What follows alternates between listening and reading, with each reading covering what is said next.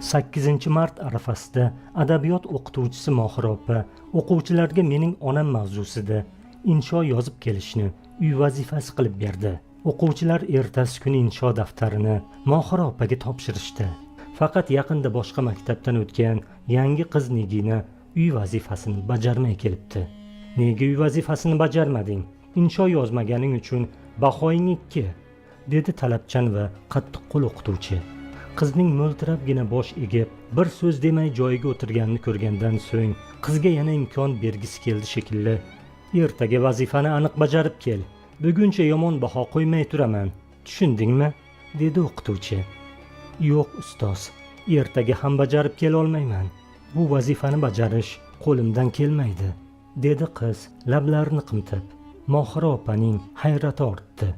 Nahot o'z onang haqida yoza olmasang? Nahot bu shunchalar qiyin bo'lsa?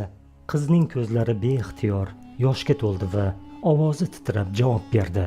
Ha, bu men uchun dunyodagi eng qiyin ish. Men onamni eslay olmayman, chunki mening onam yo'q, dedi qiz ko'zlarida yosh bilan. Bu gapni eshitgan o'qituvchi qizni nima deb yupatishni bilmay qoldi.